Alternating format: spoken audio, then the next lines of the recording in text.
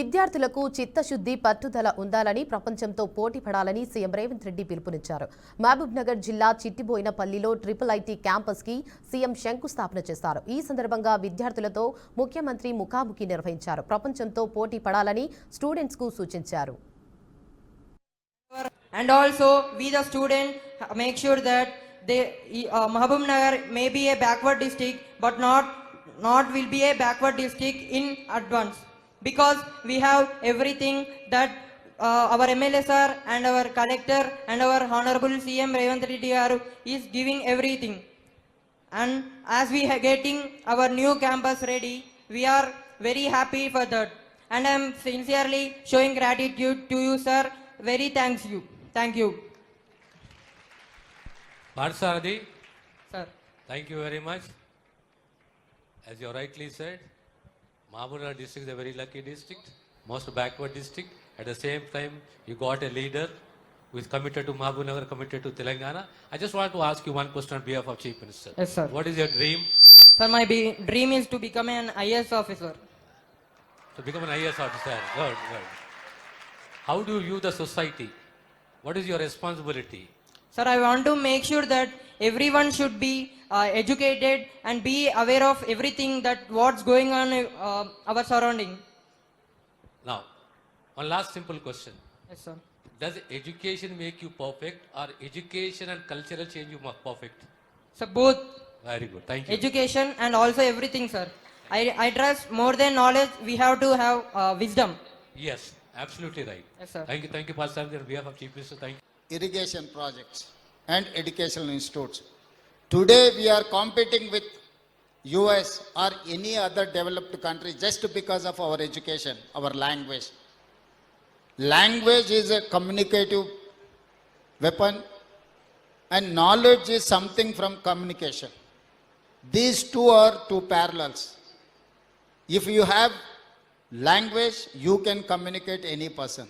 If you have knowledge, you can create anything. So I would suggest my students, my friends, you have to improve your language skills, at the same time your knowledge. So knowledge is going to pay you. If you have language and knowledge, is not only sufficient for your career, hard work, your commitment is necessary. మీ జీవితంలో ఎదగాలి అంటే కష్టపడడం ఒకటే, భాష రావడం రెండు, అవగాహన పెంచుకొని జ్ఞాన సంపద పెంచుకోవడం మూడు, వీటన్నిటితో పాటు చిత్తశుద్ధి పట్టుదల మనకు ఉండాలి. ఒక మారుమూల అచ్చంపేట శాసనసభ నియోజకవర్గం నుంచి ప్రభుత్వ పాఠశాలలో చదువుకున్న నేను మొట్టమొదటిసారి ప్రజా జీవితంలోకి ఎంటర్ అయింది ఇక్కడనే మిడ్జిల్ మండలం జిల్లా పరిషత్ మెంబర్గా 2006. 2009లో 2006లో జడ్పీటీసీ, 2007లో ఎమ్మెల్సీ, 2009లో ఎమ్మెల్యే, 2014లో మళ్ళీ ఎమ్మెల్యే, 2019లో పార్లమెంట్ సభ్యుడిగా, 2023లో తెలంగాణ రాష్ట్ర ముఖ్యమంత్రిగా 17 సంవత్సరాలల్లా భారతదేశంలో ఉన్న అన్ని చట్టసభలలో పనిచేసిన, జిల్లా పరిషత్లో పనిచేసిన, శాసన మండలిలో అనుభవం ఉన్నది, శాసనసభ్యుడిగా అనుభవం ఉన్నది, పార్లమెంట్ సభ్యుడిగా అనుభవం ఉన్నది. సరాసరిగా ఏ మంత్రి బాధ్యత చేపట్టకపోయినా ఈరోజు పెద్దలందరి సహకారంతో తెలంగాణ రాష్ట్ర ముఖ్యమంత్రిగా 2 సంవత్సరాలు పూర్తి చేసుకొని 3వ సంవత్సరంలో నా బాధ్యతను నిర్వహిస్తున్నా. తిరుపతి కేంద్రంగా రాజకీయ కుట్ర జరుగుతోందని కేంద్ర మాజీ మంత్రి, కాంగ్రెస్ పార్టీ సీనియర్ నాయకులు చింతమోహన్ సంచలన వ్యాఖ్యలు చేశారు. అభివృద్ధి పేరుతో ప్రజలను మోసం చేస్తున్నారని ఆరోపిస్తూ చంద్రబాబు ప్రభుత్వంపై తీవ్ర స్థాయిలో విమర్శలు గుప్పించారు. తిరుపతి లాంటి పవిత్రమైన నగరాన్ని ప్రయోగశాలగా మార్చే ఆలోచన ప్రజలు గమనించాలని అన్నారు. తిరుపతి అభివృద్ధి కావాలి కానీ దోపిడీ కాదని, ప్రజల ఆస్తులను కొంతమంది చేతుల్లో పెట్టే ప్రయత్నాలను చేస్తున్నారని కాంగ్రెస్ పార్టీ ఎప్పటికీ వ్యతిరేకిస్తుందని చింతమోహన్ స్పష్టం చేశారు.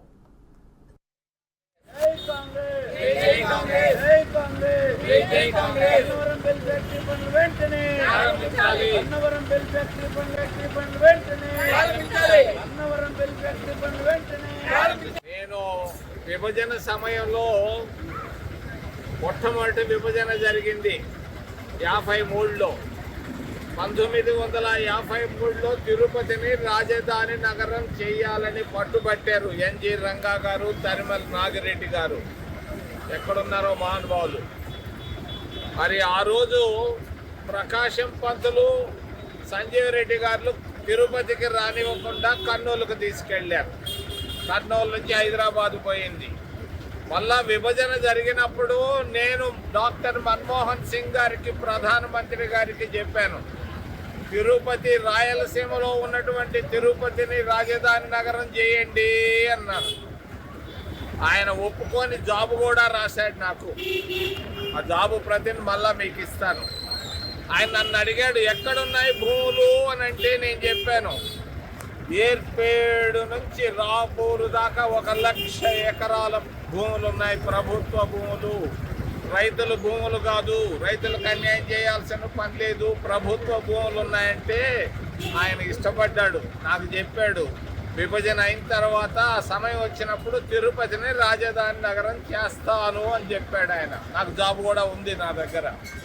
అటువంటి రాజధాని నగరాన్ని మన తిరుపతిలో పుట్టినటువంటి మన ప్రాంతవాసి దాన్ని తుళ్ళూరుకు తీసుకెళ్ళాడు.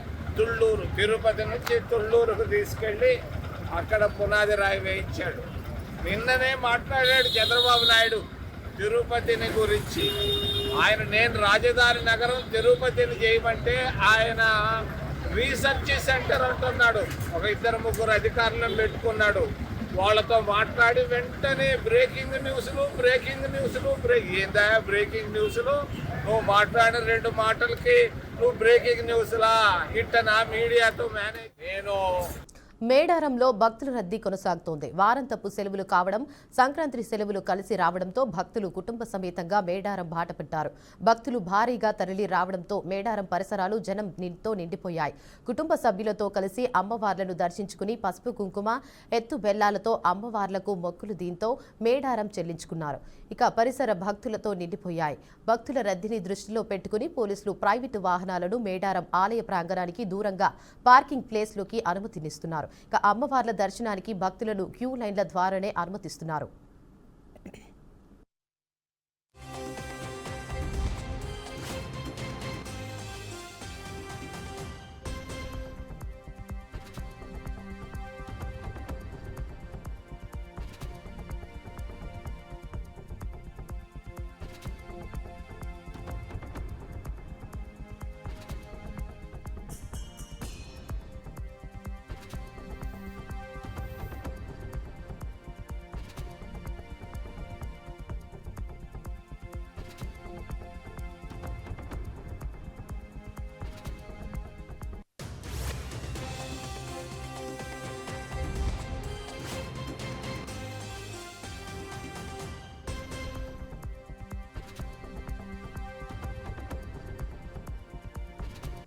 నెల్లూరు జిల్లా దగదర్తి గ్రామంలో ఆర్ఎంపీ డాక్టర్ షేక్ మస్తాన్ మందుల షాపు ధ్వంసం చేసిన వారిపై కేసు నమోదు చేసినట్లు కావలి డీఎస్పీ శ్రీధర్ తెలిపారు. దగదర్తిలోనే పాత హరిజనవాడకు చెందిన కాకి వంశీ అనే యువకుడికి కాలికి గాయం కావడంతో షేక్ మస్తాన్ ఆర్ఎంపీ వద్దకు వచ్చి వైద్యం చేయాలని పైడి తరుణ్, మొలతాటి పవన్ కళ్యాణ్ అడిగారు. బ్యాండేజ్ లేదు, వైద్యం చేయలేనని మస్తాన్ చెప్పడంతో మరి కొందరితో కలిసి మస్తాన్ షాపు దగ్గరికి వచ్చి గొడవపడి షాపును ధ్వంసం చేశారు. దీంతో తెగుతర్తి పోలీస్ స్టేషన్లో ఆర్ఎంపీ షేక్ మస్తాన్ ఫిర్యాదు చేయడంతో కేసు నమోదు చేసి దర్యాప్తు చేస్తున్నట్లు డీఎస్పీ వెల్లడించారు. ఇప్పుడు న్యూస్ రాసి ప్రజల్ని గందరగోళం చేసే వాళ్ళ మీద చర్యలు తీసుకోవడం కూడా జరుగుతుంది. ఉన్నది ఉన్నట్టుగా రాయండి. ఫేక్ న్యూస్, ఫాల్స్ న్యూస్ రాసి ఇబ్బంది పెట్టొద్దండి. ఇలా అంటే తప్పుడు న్యూస్ రాసే వాళ్ళ మీద చర్యలు కూడా ఉంటాయి.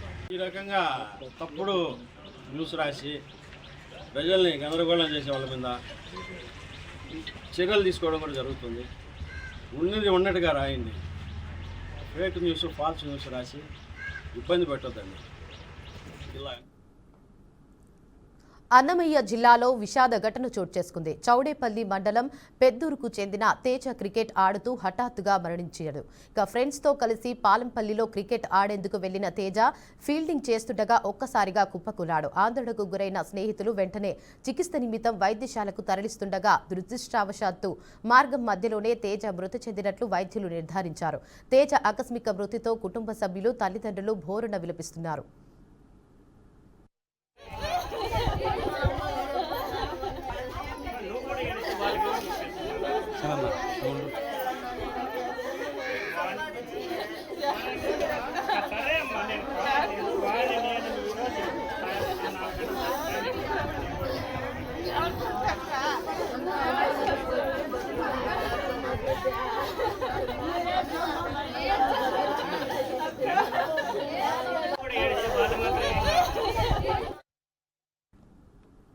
కృష్ణా జిల్లా గన్నవరంలో మంచినీటి సరఫరా వ్యవస్థ ప్రజల ప్రాణాలను తీస్తుంది. పంచాయతీ అధికారుల నిర్లక్ష్యం కారణంగా ప్రజలు మురికి నీటిని తాగాల్సిన పరిస్థితి నెలకొంది. రక్షిత త్రాగునీటికి ప్రభుత్వం కోట్ల రూపాయలు ఖర్చు చేస్తుంటే అధికారులు నిర్లక్ష్యంగా వ్యవహరిస్తున్నారు. డిప్యూటీ సీఎం పవన్ కళ్యాణ్ ఆదేశాలను జారీ చేసినప్పటికీ కూడా అధికారులు లెక్క చేయని దుస్థితి కనిపిస్తోంది. అధికారుల తీరు అత్యంత మాత్రంగా ఉండటం ప్రజల పాలిట శాపంగా మారింది. శుభ్రం చేయని చెరువులు, పాకుడు కట్టిన వాటర్ ఛానళ్లతో నీరు తీవ్రంగా కలుషితమవుతుంది. మంచినీటి నిర్వహణలోని అధికారుల నిర్లక్ష్యాన్ని బీఆర్కే న్యూస్ ప్రత్యేక కథనంగా బయటకు తీసుకొస్తుంది.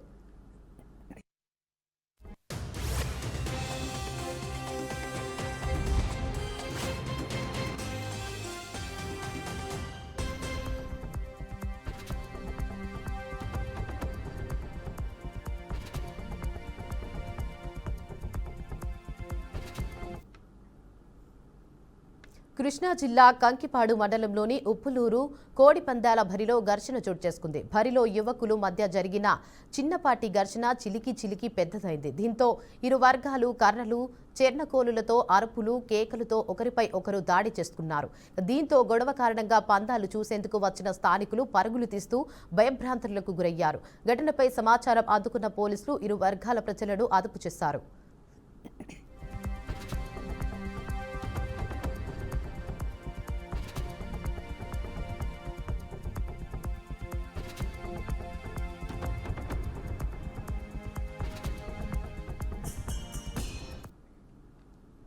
సంక్రాంతి వరుస సెలవులు ముగియడంతో తిరిగి పట్టణానికి వాహనాలు తిరిగి వెళ్తుండటంతో టోల్ గేట్ల వద్ద రద్దీ మొదలైంది. రేపు ఆదివారం అమావాస్య కావడంతో నేడే నగరానికి ప్రజలు బయలుదేరడంతో హైదరాబాద్ నుంచి విజయవాడ వెళ్తున్న సమయంలో వై జంక్షన్ నందిగామ వద్ద భారీగా ట్రాఫిక్ జామ్ అయింది.